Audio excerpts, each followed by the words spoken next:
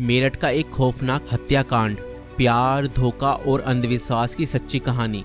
मेरठ उत्तर प्रदेश में 2025 में हुआ एक ऐसा हत्याकांड जिसने पूरे भारत को हिला कर रख दिया।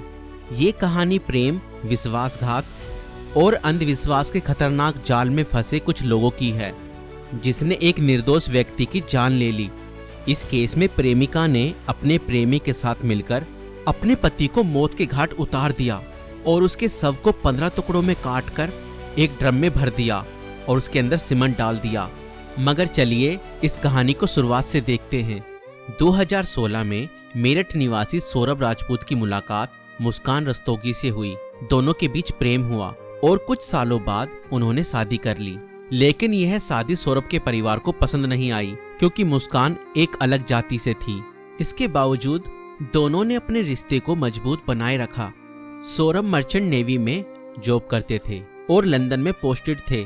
शादी के कुछ समय बाद सौरभ लंदन चले गए, जबकि मुस्कान अपनी बेटी के साथ मेरठ में रहने लगी। इस दौरान उनकी जिंदगी में एक तीसरा व्यक्ति साहिल शुक्ला आया, जो मुस्कान को पहले से ही जानता था। सौरभ के लंदन में रहने के कारण मुस्कान की नजदीकियां साहिल से बढ़ने लगी।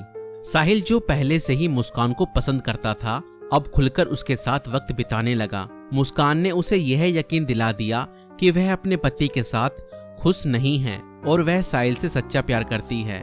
साहिल शुक्ला अंधविश्वासी प्रवृत्ति का था और आत्माओं, तंत्र मंत्र जैसी चीजों में विश्वास करता था। मुस्कान ने इस बात का फायदा उठाते हुए उसके लिए स्नैपचैट पर एक फर्जी अकाउंट बनाया, जिससे वह साहिल शुक्ला की मरी हुई मां के नाम से चैट करती थी। इस फर्जी अकाउंट से वह साहिल को यकीन दिलाने लगी कि उसकी मां की आत्मा मुस्कान को पसंद करती है और चाहती है कि वे दोनों साथ रहें। धीरे धीरे साहिल पूरी तरह से मुस्कान की बातों में फंस गया। मुस्कान ने उसे यह विश्वास दिलाया कि अगर वह उसके पति सौरभ को रास्ते से हटा दे तो वो दोनों एक साथ रह सकते हैं। साहिल अब पूरी तरह से मुस्कान के इशारों पर नाचने लगा था। मुस्कान और साहिल ने मिलकर सौरभ को मारने की साजिश रची। 4 मार्च 2025 को जब सौरभ लंदन से मेरठ अपनी पत्नी और बेटी से मिलने आया, तब मुस्कान ने सौरभ की फेवरेट सब्जी कोफ्तों में बेहोशी की दवाई मिलाकर खिला दी।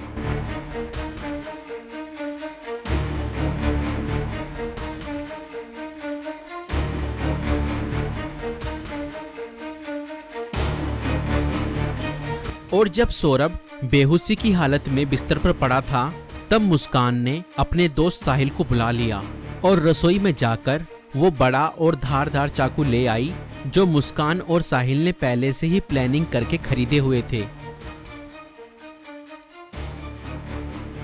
और करीब 20 मिनट तक साहिल ने मुस्कान को बताया कि कैसे उसे अपने पति का वध करना है।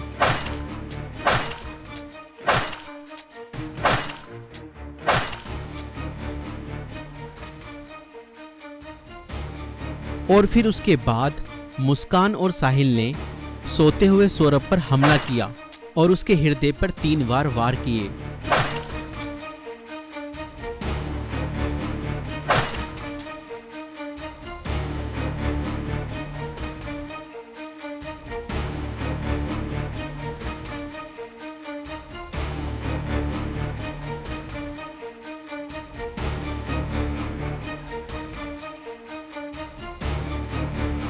और घर में पड़े कूलर को भी ऑन कर दिया ताकि उसकी आवाज किसी को भी ना सुनाई दे। जब उन्होंने सौरभ को खत्म कर दिया, उसके बाद वह उसकी बॉडी को बाथरूम में ले गए।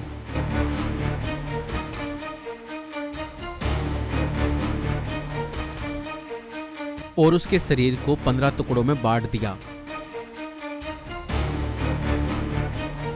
सौरभ को खत्म करने के बाद उन्हें इस बात की चिंता हुई कि अगर सब बरामद हो गया तो पुलिस उन तक जरूर पहुंच जाएगी।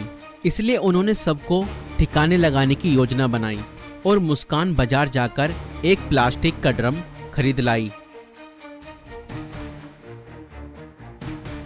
और मुस्कान और साहिल ने सौरभ के शव के टुकड़ों को उस प्लास्टिक ड्रम में डाल दिया और ऊपर से सीमेंट भी डाल दिया ताकि उसकी बॉडी की स्मेल बाहर ना जाए।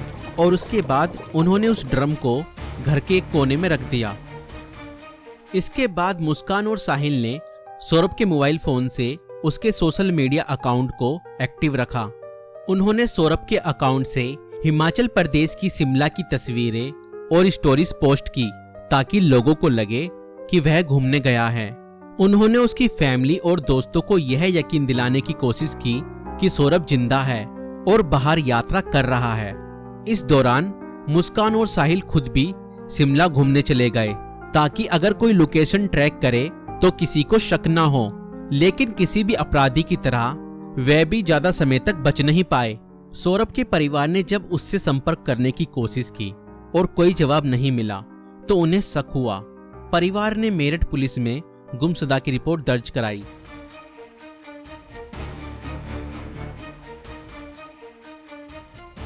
और इसी बीच मुस्कान ने अपने माता पिता को बताया कि शायद सौरभ का मर्डर हुआ है और उसके घर वालों ने ही उसका मर्डर किया है। मगर मुस्कान के पिता ने कहा, नहीं बेटा, किसी के भी घर वाले कितना ही नाराज हो जाएं तो भी ऐसा कदम अपने बेटे के लिए नहीं उठा सकते। बेटा, मुझे सच सच बताओ, सौरभ कहाँ है? मुझे सच्चाई बताओ, मैं किसी से कुछ नहीं कहूँगा। और तब मुस्कान ने अपने पिता को बताया कि उसने और साहिल ने मिलकर सौरभ को खत्म कर दिया है। और इतना सुनते ही मुस्कान के पिता ने पुलिस को सारी खबर बता दी।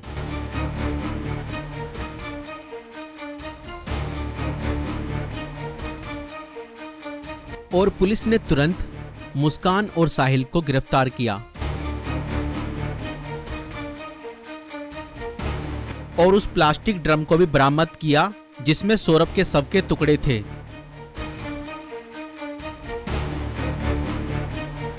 उस प्लास्टिक ड्रम को काटा गया और सौरभ के शरीर के टुकड़ों को बरामद किया गया। इस खौफनाक हत्या मिस्ट्री का अंत पुलिस द्वारा हत्यारों की गिरफ्तारी के साथ हुआ। पुलिस ने मुस्कान और साहिल को गिरफ्तार कर लिया। दोनों पर हत्या, साजिश और शव को छुपाने के गंभीर आरोप लगाए गए। दोस्तों, ये घटना हमें यह सिखाती है कि अंधविश्वास का अंजाम बहुत बुरा और भयानक होता है। साहिल ने अपनी मां की आत्मा के नाम पर बनाए गए एक फर्जी अकाउंट पर भरोसा किया और हत्या जैसा अपराध कर दिया। और गलत संबंध और रिश्तों का अंजाम बहुत बुरा ही होता है। मुस्कान ने अपने फायदे के लिए साहिल को मानसिक रूप से कंट्रोल किया और हत्या तक करवा दी। और कानून से कोई नहीं बच सकता, चाहे अपराध कितना भी चालाकी से किया जाए। पुलिस की जांच और सबूतों के आधार पर अपराधी पकड़े ही जाते हैं। इसलिए रिश्ते सोच समझकर बनाएं और जीवन साथी चुनने से पहले सामने वाला मानसिक रूप से कैसा व्यक्ति है यह जानने की कोशिश करें। साथी चुनते समय सूरत पर नहीं, सीरत पर ध्यान दें। इस वीडियो को बनाने का उद्देश्य संसार में बढ़ रही बुराइयों से अवगत कराना है। दोस्तों, आपकी इस वीडियो को लेकर क्या राय है हमें कमेंट्स में जरूर बताएं। और ऐसी और वीडियो देखने के लिए हमारे YouTube चैनल को सब्सक्राइब जरूर करें।